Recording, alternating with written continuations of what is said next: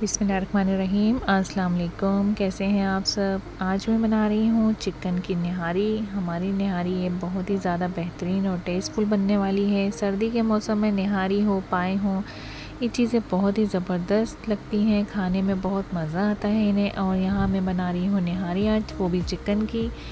यहाँ मैंने ऑयल लिया था 250 ml, जिसे मैंने गरम कर लिया था। और यहाँ मैंने चिकन लिया है 2 kg, जिसे हम ऑयल में अच्छी तरीके से फ्राई कर लेंगे। चिकन का कलर चेंज होने तक हम इसे पकाएंगे। यहाँ मैंने अच्छी तरीके से इसको मिक्स कर लिया है। अभी मैं इसमें प्याज ऐड करूँगी। प्याज मैंने ली थी बड़े साइज़ की 2 अदद, जिन्हें मैंने काट लिया है, ये देखें।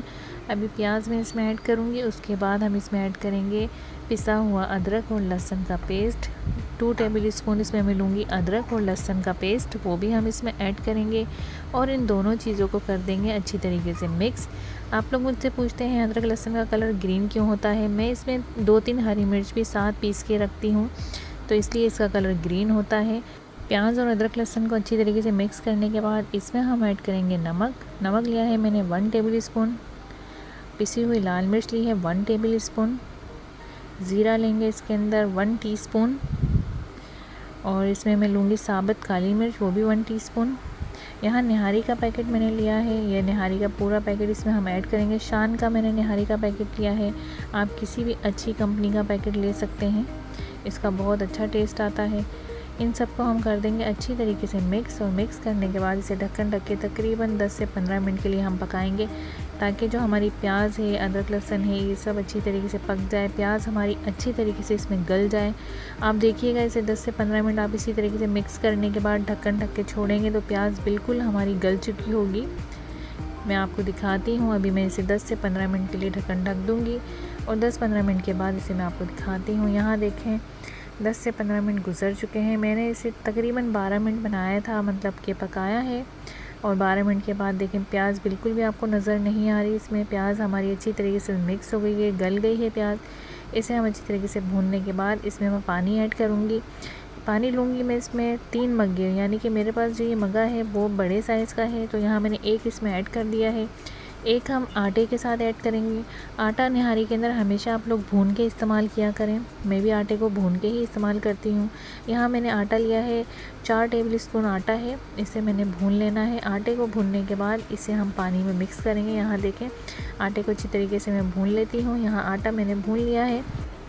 अब मैंने एक बाउल के अंदर बड़े साइज़ के 2 जो मग होते हैं वो पानी के लिए हैं। ये गिलास से बड़ा साइज़ होता है, मेरे पास जो था उसमें मैंने 2 मग पानी के लिए हैं। इसमें मैंने देखें 4 टेबल स्पून जो भुना हुआ आटा है वो मैं इसमें ऐड करती हूँ और इसको अच्छी तरीके से मिक्स कर देंगे।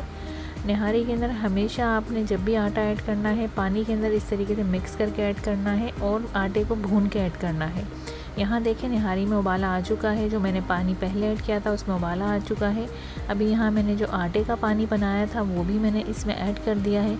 इसे अच्छी तरीके से चलाते रहना है आपने जब तक कि निहारी के अंदर उबाला ना आ जाए। यहाँ देखें मैं इसे मुस्तकिल चला रही थी, यहाँ पर हमारी निहारी के अंदर उबाला भी आ चुका है।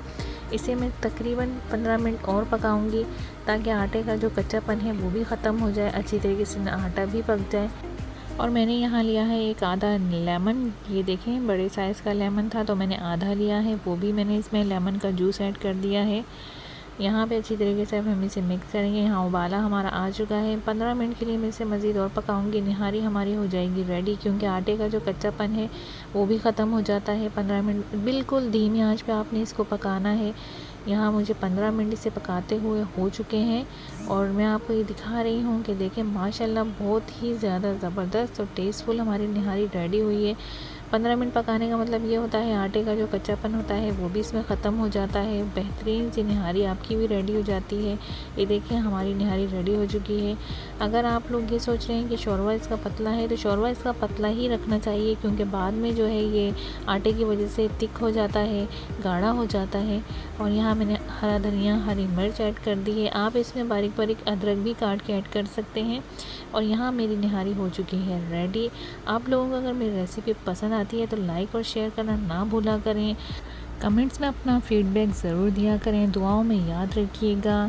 अल्लाह हाफिज़।